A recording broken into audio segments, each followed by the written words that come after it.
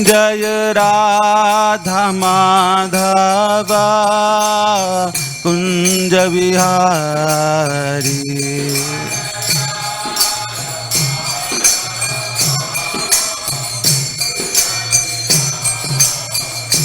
जय राधा माधव कुंज बिहारी।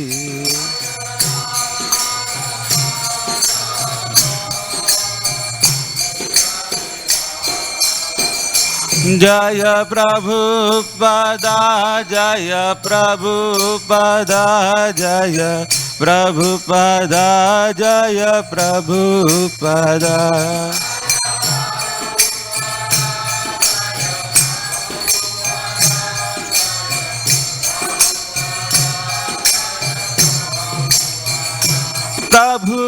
प्रभुपाद प्रभुपाद प्रभुपाद जय जय प्रभुपाद।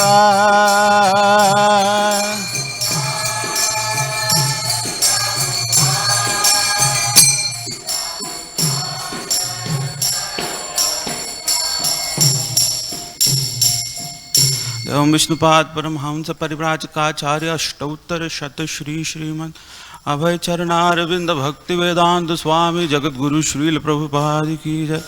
इस्कॉन फाउंडर आचार्य विविध फाउंडर आचार्य श्रील प्रभुपाद की जय। ग्रंथराज श्रीमद् भागवतम की जय।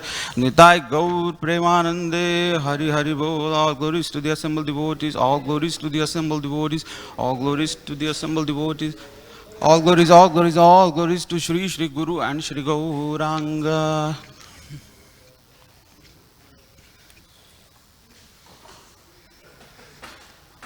Om Namo Bhagavate Vasudevaya.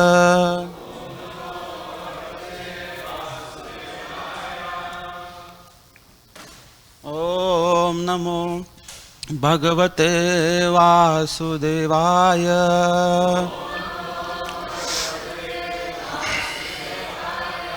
Om Namo Bhagavate Vasudevaya.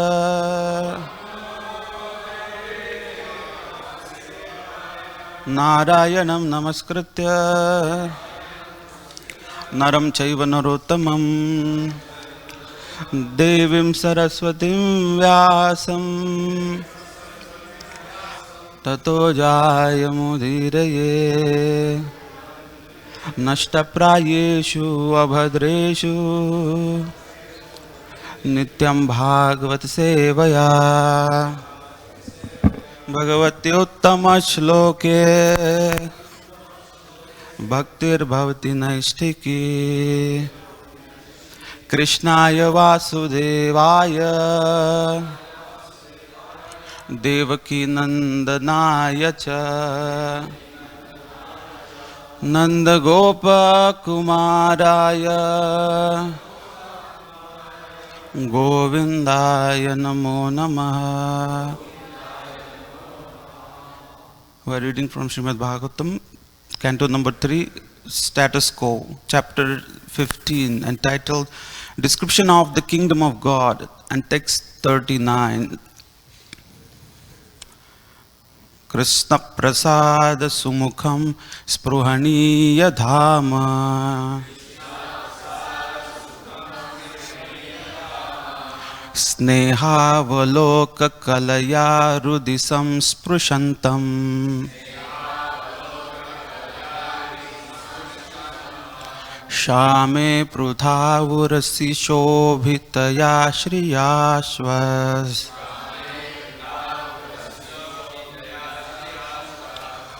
Chudamanim Subhagatyantamivatmadhishnyam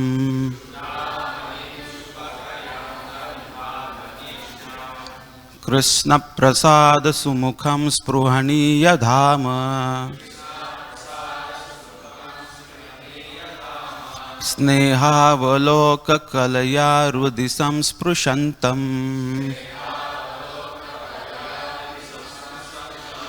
Shame Prudhavurasi Shobhitaya Shriyashvas चूडामणिं सुभगयन्तम् इवात्मधिष्ण्यम्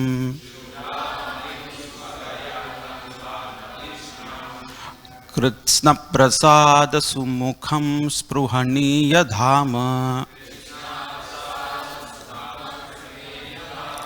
स्नेहावलोककलया हृदि संस्पृशन्तम्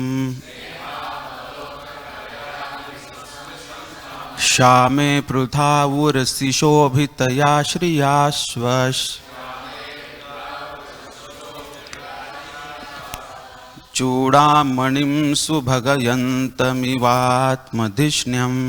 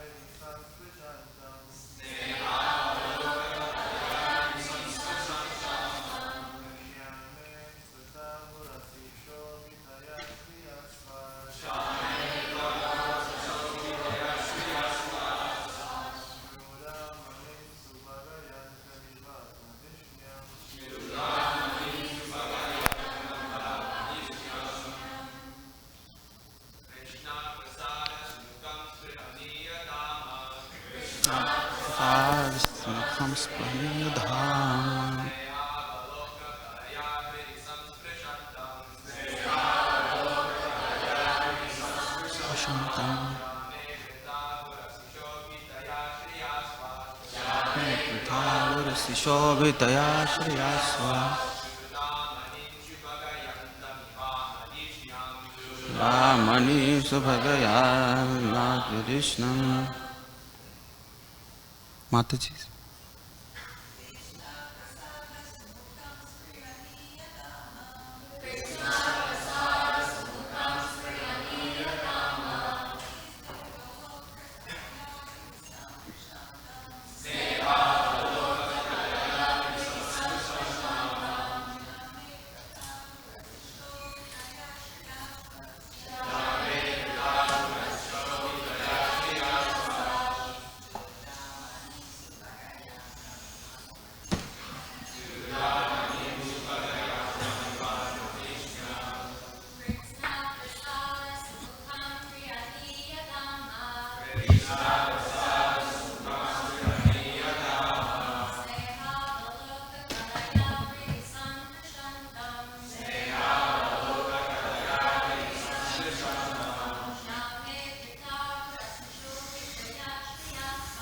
श्यामे प्रिया शोभितया कृतास्व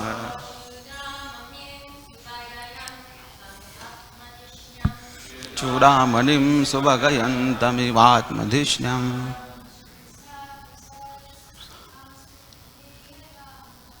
कृष्णप्रसादसुमुखं स्पृहणीयधाम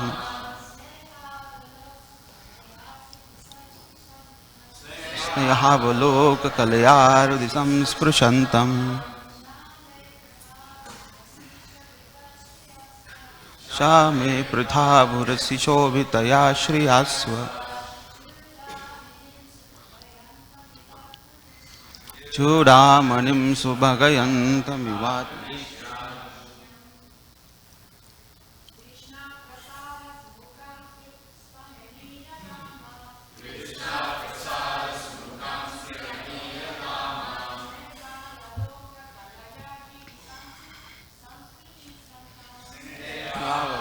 Kalaya Ridhi Samsprishantam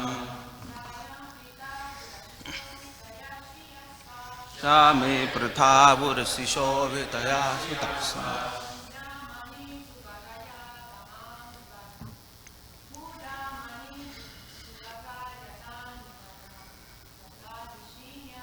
Chudamanim Subhagayantamivadmadishnam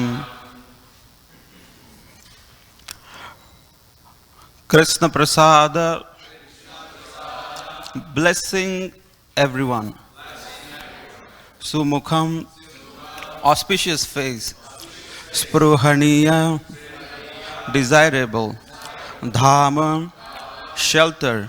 Sneha, affection. Avaloka, looking upon. Kalaya, by expansion. Hridhi, within the heart. Samsprishantam, touching. Shame, unto the Lord with blackish color. Prathau, broad. Urasi, chest. Shobhitaya, being decorated. Shriya, goddess of fortune. Swaha, heavenly planets. Chudamanim, summit. Subhagayantam, spreading good fortune. Eva, like. Atma, the Supreme Personality of Godhead. Dhishnyam, abode. Translation and purport by His Divine Grace Abhay Charnaravinda Bhaktivedanta Swami Jagadguru Srila Prabhupada. Srila Prabhupada ki jai. The translation: the Lord is the reservoir of all pleasure. His auspicious presence is meant for everyone's benediction, and His affectionate smiling and glancing touch the core of the heart. The Lord's beautiful bodily color is blackish, and His broad chest is the resting place of the goddess of fortune, who glorifies the entire spiritual world, the summit of all heavenly planets. Thus, it appeared that the Lord was personally spreading the beauty and good fortune of the spiritual world. Purport: when the Lord came, He was pleased with everyone. Therefore, it is stated here, Krishna Prasad Sumukham. The Lord knew that even the offensive doormen were His pure devotees, although by chance they committed an offense at the feet of other devotees. To commit an offense against a devotee is very dangerous in devotional service. Lord Chaitanya therefore said that an offense to a devotee is just like a mad elephant run loose. When a mad elephant enters a garden, it tramples all the plants. Similarly, an offense unto the feet of a pure devotee murders one's position in devotional service. On the part of the Lord, there was no offended mood because He does not accept any offense created by His sincere devotee. But a devotee should be very cautious of committing offenses at the feet of another devotee. The Lord, being equal to all and being especially inclined to His devotee, looked as merciful at the offenders as at the offended. This attitude of the Lord was due to His unlimited quantity of transcendental qualities. His cheerful attitude towards the devotees was so pleasing and heart-touching that His very smile was attractive for them. That attraction was glorious, not only for all the higher planets of this material world, but beyond, for the spiritual world also. Generally, a human being has no idea of what the constitutional position is in the higher material planets, which are far better constituted in regard to all paraphernalia. Yet, the Vaikuntha planet is so pleasing and so celestial that it is compared to the middle jewel or locket in a necklace of jewels. In this verse, the words Spruhaniya Dham indicate that the Lord is the reservoir of all pleasure because He has all the transcendental qualities. Although only some of these are aspired for by persons who hanker after the pleasure of merging in the impersonal Brahman, there are other aspirants who want to associate with the Lord personally as His servants. The Lord is so kind that He gives shelter to everyone, both impersonalists and devotees. He gives shelter to the impersonalists in His impersonal Brahman effulgence, whereas He gives shelter to the devotees in His personal abodes known as the Vaikuntha Lokas. He is especially inclined to His devotee. He touches the core of the heart of the devotee simply by smiling and glancing over him. The Lord is always served in the Vaikuntha Lok by many hundreds and thousands of goddesses of fortune. As stated in the Brahma Samhita, Lakshmi Sahasra Shata Sambhrama Sevyamanam. In this material world, one is glorified if he is favored even a pinch by the goddess of fortune. So we can simply imagine how glorified is the kingdom of God in the spiritual world, where many hundreds and thousands of goddesses of fortune engage in the direct service of the Lord. Another feature of this verse is that it openly declares where the Vaikuntha Lokas are situated. They are situated as the summit of all the heavenly planets, which are above the sun globe, at the upper limit of the universe, and are known as Satyalok or Brahmalok. The spiritual world is situated beyond the universe. Therefore, it is stated here that the spiritual world, Vaikuntha Loka, is the summit of all planetary systems. Vandeham Shri Guru Shri Yuttapada Kamalam Shri Gurun Vaishnavamscha Shri Rupam Sagrajatam Sahagana Raghunathanvitam Tam Sajivam Sadvaitam Savadhutam Parijana Sahitam Krishna Chaitanya Devam Shri Radha Krishna Padan Sahagana Lalita Shri Vishakhanvitamscha Namaum Vishnupadaya Krishna Preshthaya Bhutale Shrimate Bhakti Vedanta Swami Niti Namine Namaste Saraswati Deve Gauravani Pracharine Nirvishesha Shunyavadi Paschatya Deshatarine Jai Sri Krishna Chaitanya Prabhu Nityananda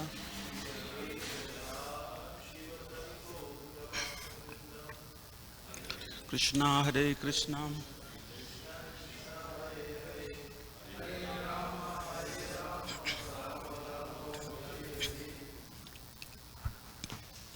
Hare Krishna.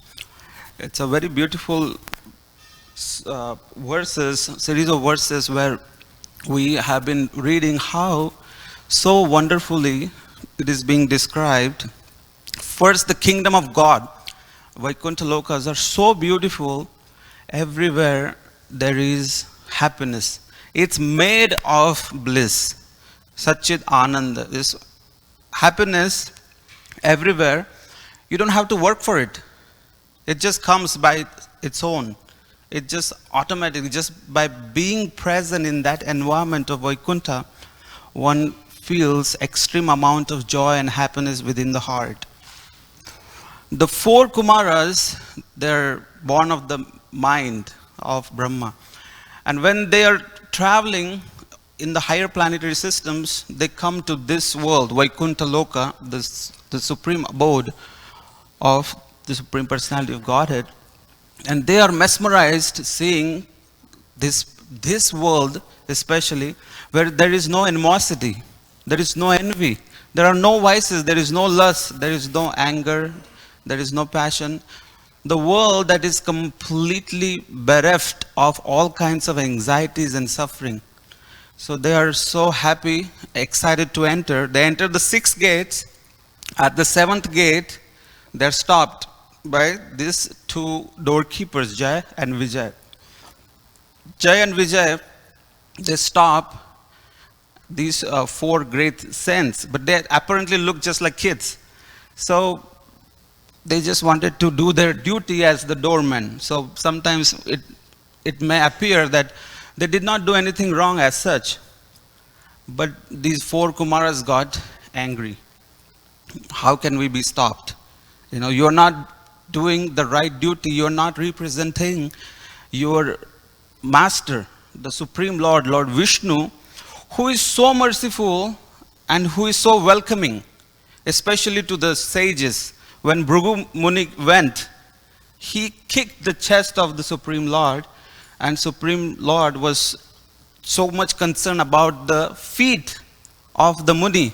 He started massaging the feet and said that your feet is like a soft lotus and my chest is like a hard stone. I'm really concerned. Are you hurt? So that is the character of the Supreme Lord. He is so welcoming, especially to the Brahmanas and the sages. So the 4 Kumaras give the curse. The curse has been pronounced.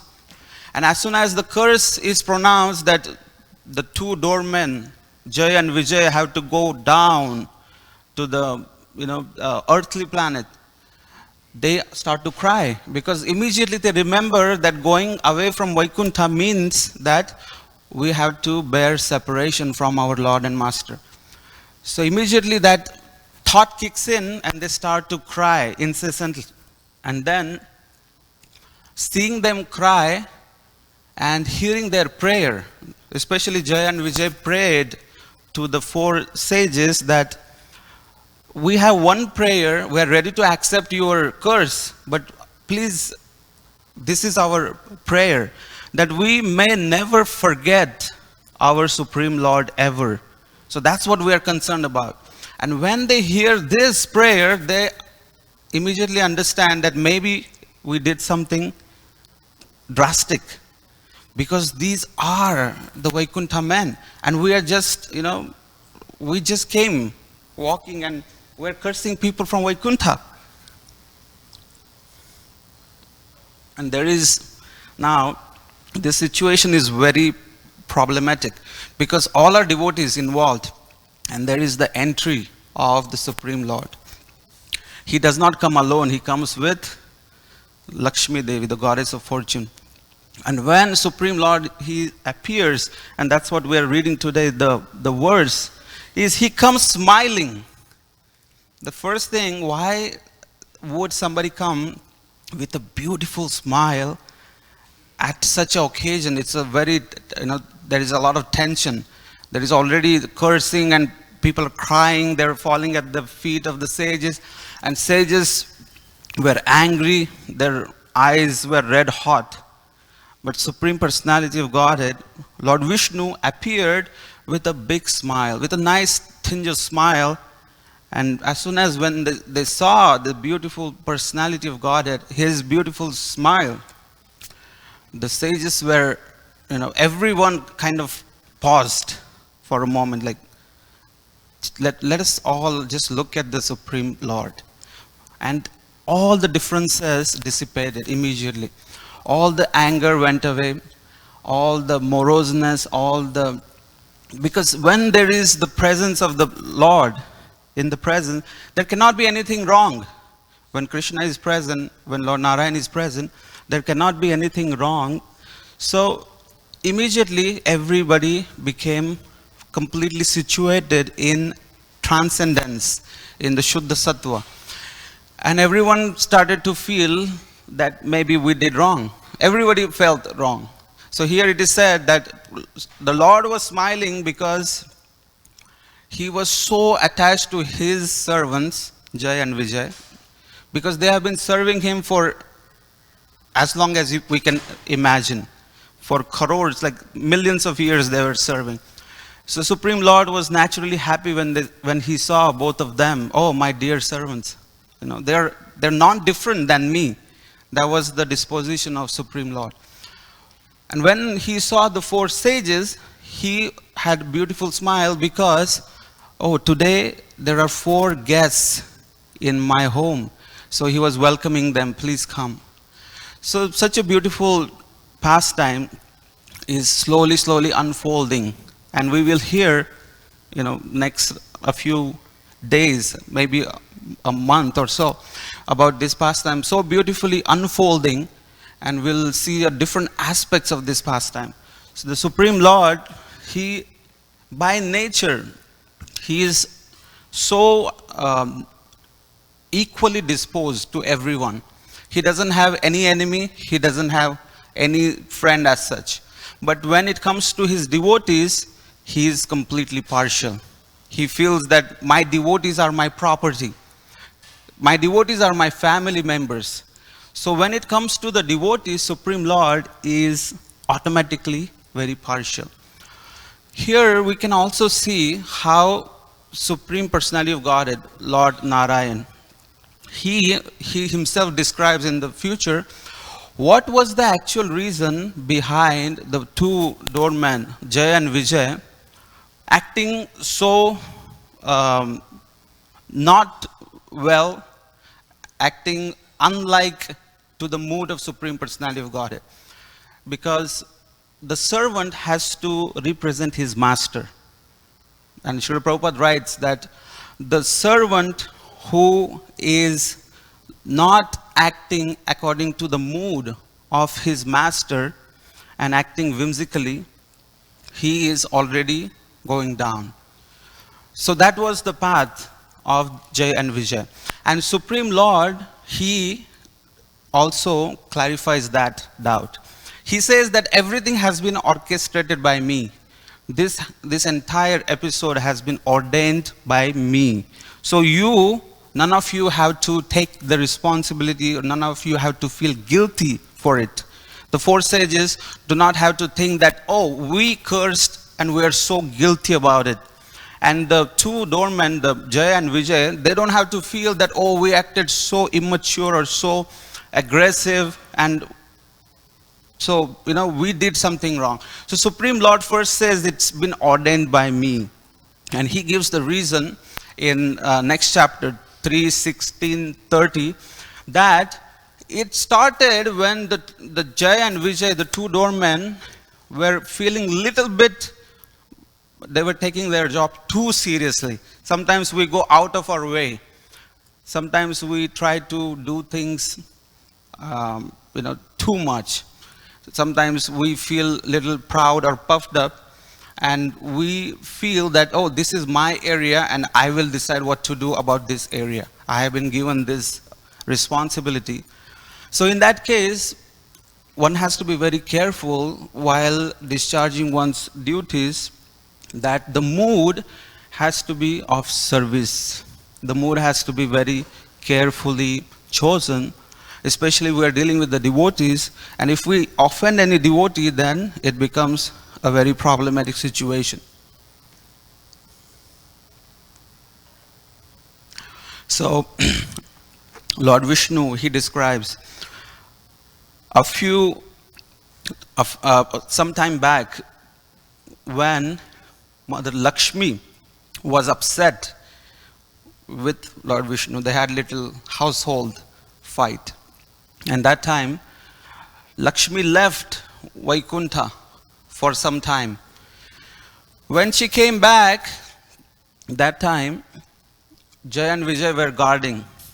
But that time, Lord was taking rest. And Lord Vishnu had told that I am going to take some rest, was Chaturmas, the resting time of Lord. And Lord had given the instruction to everyone that no one should disturb. And that time, Mother Lakshmi comes back to, because she couldn't feel the separation, she came back. When she came back, Jay and Vijay stopped her. And Mother Lakshmi was like, don't you know me? Who am I? I'm the better half of the Supreme Lord. How can you stop me? But they say that, this is the instruction by the Lord. We are helpless. Then Mother Lakshmi just, barges in. Nobody can stop if, a lady is angry, then you can't do too much. Especially the wife. If she's triggered, she just barges in. And Supreme Lord was resting very nicely. She wakes him up and says, what is going on here? Your servants, Jay and Vijay, they are stopping me. Now today is the day you have to decide whether you are mine or you are theirs. Today is the day you have to choose. Either you are my master or you are master of these two. You have to make that decision. And it is very confusing. How can Supreme Lord choose? Because he loves all his devotees more than his own self. So that time, Supreme Lord takes out his biggest weapon, and that's his beautiful smile. He smiles in such a beautiful fashion that everyone forgets what was going on. What were we talking about? Such a beautiful smile. As soon as Lord Vishnu smiled, everybody forgot the situation. Now, here also Srila Prabhupada describes, this is the beautiful smile of Supreme Lord.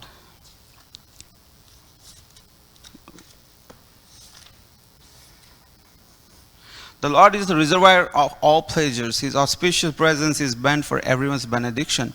And his affectionate smiling and glancing touch the core of the heart. So everybody forgot, and somehow Lord Padmanabh, Lord Vishnu saved the situation. It's like, okay, today I somehow cool down, wifey. So today I'm fine. But what happened is that was the offense towards Lakshmi Devi. Srila Prabhupada mentions that this in the next chapter. And that offense towards Lakshmi Devi was about to fructify. So this entire episode is happening because of that offense that was being carried out. So Jay and Vijay had to be tamed. And that's why Srila Prabhupada mentions that's why Krishna, by his Yogamaya potency, orchestrated this pastime by which Jay and Vijay can be corrected. Because Supreme Lord cannot see his devotees being puffed up. Puffed up, arrogance, these are extremely painful qualities, painful vices that Supreme Lord himself cannot see in a devotee. Why? Just like I remember my best friend started smoking. And we found out, and somehow we told his mother, slowly, by giving a taunt. And as soon as she understood the message, she told the father. The father was very angry. And then he started interrogating everyone. Who is smoking? Everybody. I started smelling, everyone and coming too close. We're like, what's going on? But finally, my best friend, he broke down. He's like, what's the big deal? What's the big deal? I smoke just one cigarette, only one. That too once a week or once a month, because you don't even give me pocket money. I don't have any money. And what's the big deal? Just one cigarette. So that time, I remember the father said a very profound statement. He said, it's not about one cigarette. When you say just one cigarette, what I remember is when I'm driving from work to home, every single day at the intersections, I'm stopping at the red light, and I see so many homeless people, so many crazy people. They come, they make faces towards me. They do, all kinds of, and they do all kinds of, they cuss at me. They say all kinds of bad words to me, and they knock on the window so harshly. And finally, I'm like, what do you want? They say, just give me some money, please. I just want one cigarette. What's the big deal? Just one cigarette. One. So the father was saying, it's not about that one cigarette. What I'm more concerned about is what that one cigarette will finally lead to. I don't want to see my dearmost son end up like that crazy homeless person on the street who has gone completely crazy just because his father did not correct him when he asked just one cigarette.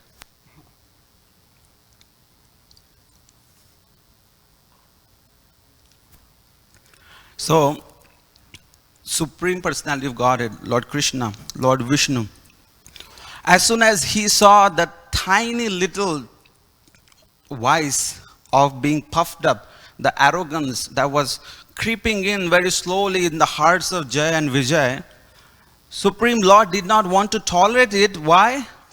Because he did not want Jay and Vijay to end up like the crazy psychopaths who are living in the material world. They're all crazy like homeless people in the material world. In the standards of Vaikuntha, all the materialistic people are just like crazy bunch of, hobos, crazy people. They don't even know what they're doing, and they don't know what the life is meant for.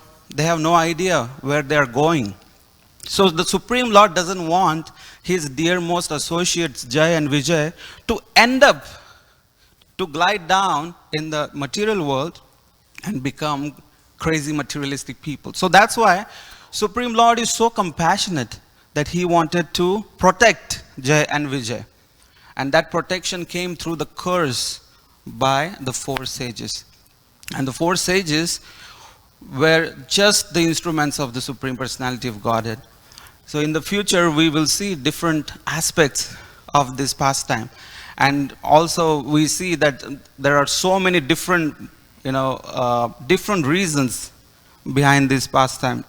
Also, Supreme Lord wanted to have fight. He has some fighting spirit.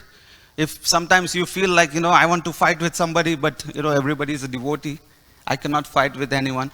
That fighting spirit comes because Krishna has that fighting spirit. And Supreme Lord also thinks sometimes that I would like to fight. I would like to have a real fight, not just play fight or, wrestling or something. But whom to fight with? All our Vaikuntha Vasis are the best people in the world. They don't have anger. Even if I say, fight with me, they will say, Vancha kalpatarubhasya. Or I'll bow, like, no more fighting. So Supreme Lord wanted to fight, and there was nobody to fight with. And Lord Narayan doesn't want to fight with some, teeny tiny cockroaches in the material world. Because in the material world, even the biggest of criminals is just a cockroach as per the standard of Vaikuntha. That's why the doorkeepers of Vaikuntha, they are very strong. Their strength resembles the strength of Lord. So that's why when they came down from Vaikuntha, down to the material world, as soon as they entered the womb of Mother Diti, the power was that the entire universe, became dark. That it won't block the shine, the light of the sun and moon. Such was the power of these two great souls. So we can see that Supreme Personality of Godhead, he wants to have that fighting spirit. And Srila Prabhupada also gives a beautiful example. He says that sometimes the king wants to have fight, so he has his best soldiers. They also come, and there is a nice place where they fight. The servant, the soldier, can even punch the king, and the king is like, okay, now it's my turn. So they can play fighting, and all the queens are sitting and watching. So in that fashion, we can also see that Supreme Lord Narayan, he wants to exercise his fighting spirit, and for which he is making Jaya and Vijay as instruments. So in the future, they will be born as Hiranyaksha and Hiranyakashipu, and so on. So that's how the pastime will unfold. But we'll stop, the time is limited. So Archita Prabhu and Haribo Prabhu, thank you for a nice class.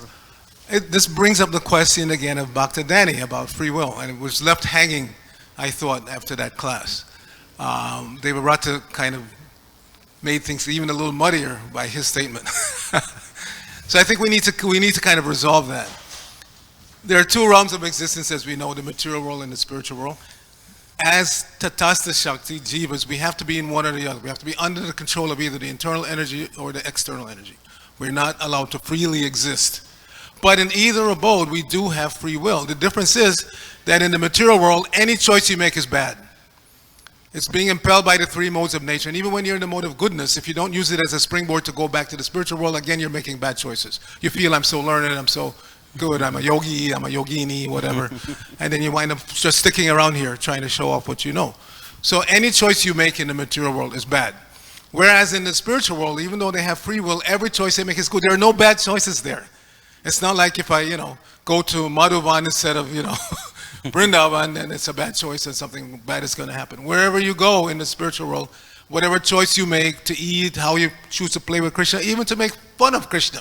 Krishna, close your eyes, I'll give you something to eat, and you put some leaves in his mouth. Krishna appreciates that. That's not a bad choice. It's a good interaction because Krishna wants that.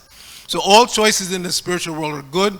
All choices in the material world are bad, but we do have choice wherever we are. It's not that we are automatons.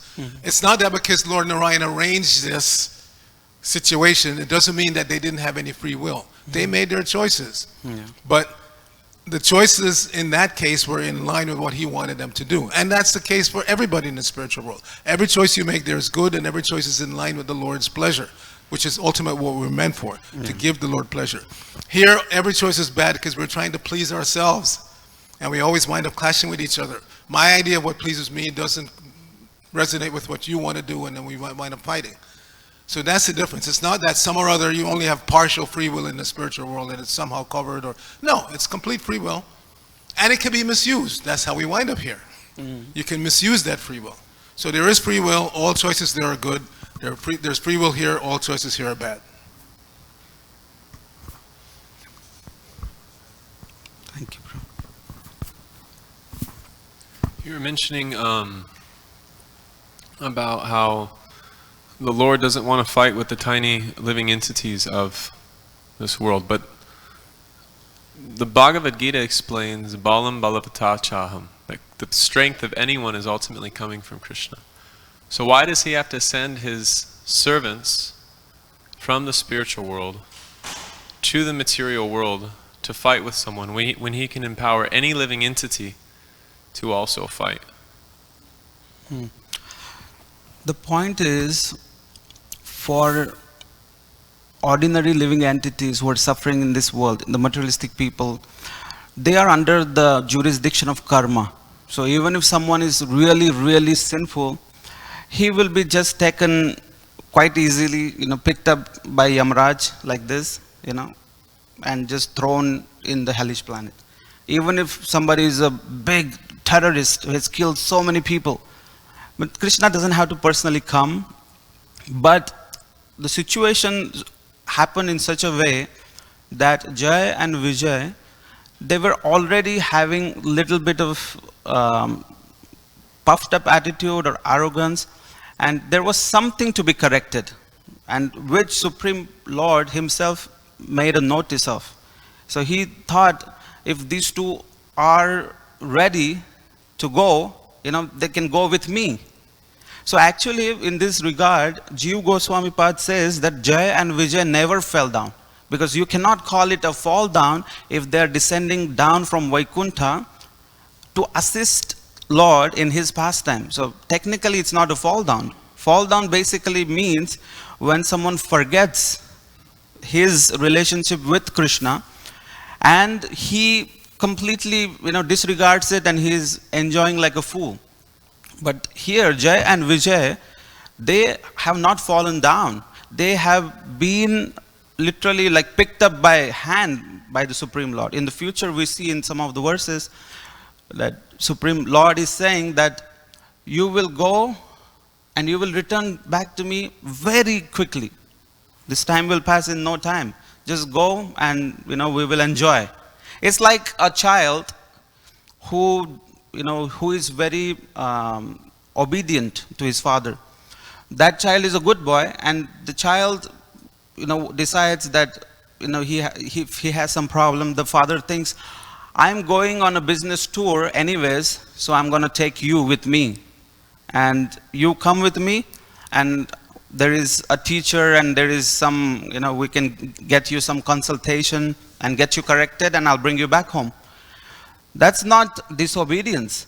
Disobedient child is the one who says, to hell with the father. I'm going out, I'm living my independent life. That's the disobedient child.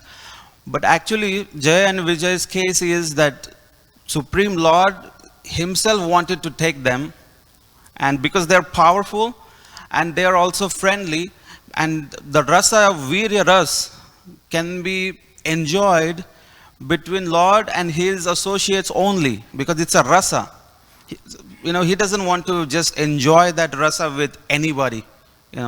Just like even the fight, if you want to have like a friendly fight, you choose your friends than somebody on the street, because you don't know how, what it will turn out to. So basically, these are the points that they were already there, like they're supposed to be corrected. So Supreme Lord chose them. And like you said, Balam Balvatam Chaham, the Lord can empower anyone, but he doesn't want to fight and make stupid, some, nonsense criminal that important that he fought with the Supreme Lord, He's not worthy of fighting with the Lord. So basically, these types of things take place in order to facilitate rasa, is what you're saying. That's like the primary consideration of the pastime. It's to facilitate rasa. Yeah. Like Krishna is called Adbhuta Karmana, meaning that in one throw of a stone, Krishna can take out so many mangoes. Sometimes we throw one stone and we get one mango. That too if we are lucky.